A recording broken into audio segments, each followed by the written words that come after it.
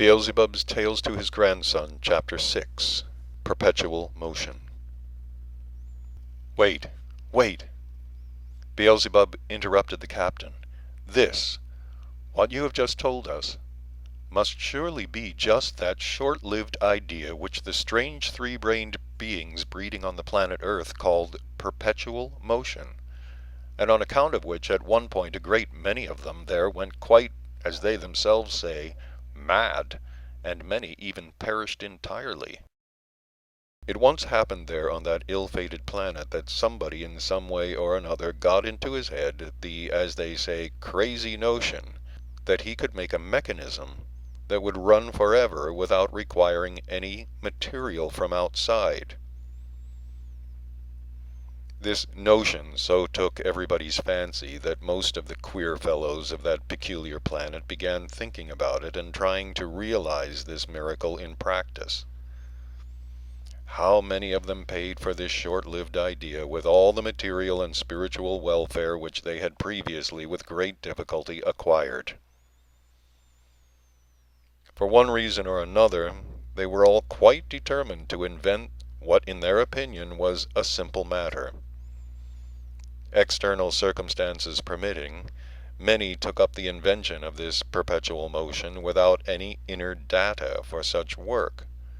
Some from the reliance upon their knowledge, others upon luck, but most of them just from their already complete psychopathy.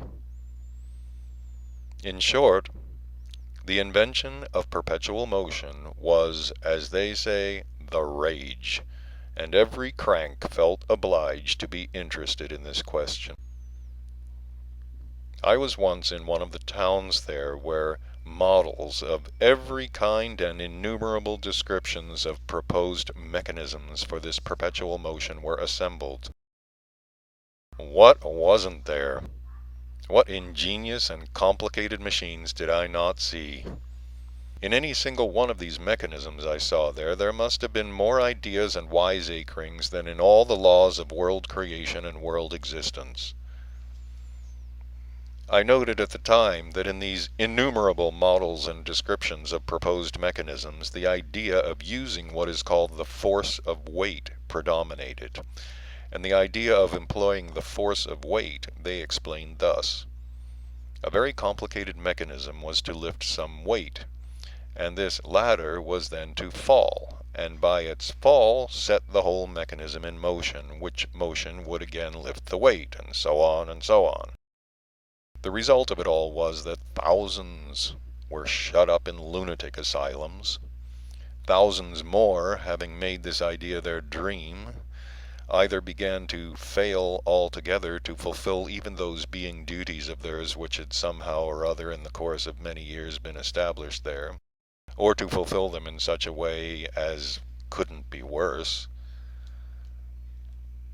I don't know how it would have all ended up if some quite demented being there with one foot already in the grave, such a one as they themselves call an old dotard, and who had previously somehow acquired a certain authority, had not proved, by calculations known only to himself, that it was absolutely impossible to invent perpetual motion.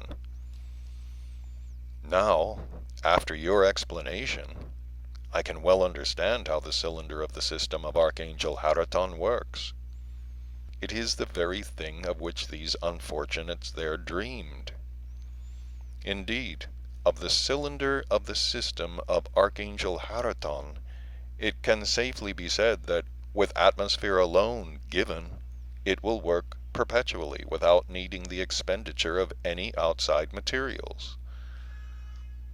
And since the world without planets, and hence without atmospheres, cannot exist, then it follows that as long as the world exists, and in consequence atmospheres, the cylinder barrels invented by the great Archangel Haraton will always work.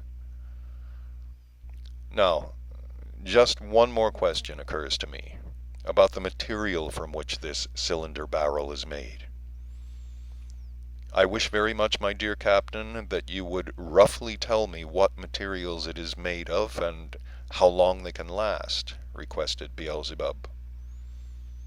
To this question of Beelzebub's the captain replied as follows. Although the cylinder barrel does not last forever, it can certainly last a very long time. Its chief part is made of amber with platinum hoops, and the interior panels of the walls are made of anthracite, copper, and ivory, and a very strong mastic, unaffectable either by Peishakir or by Tenoler or by Salia Kuryapa, or even by the radiations of cosmic concentrations. But the other parts, the captain continued, both the exterior levers and the cogwheels must certainly be renewed from time to time, for though they are made of the strongest metal, yet long use will wear them out. And as for the body of the ship itself, its long existence can certainly not be guaranteed. The captain intended to say still more, but at that moment a sound, like the vibrations of a long minor chord of a far-off orchestra of wind instruments, resounded through the ship.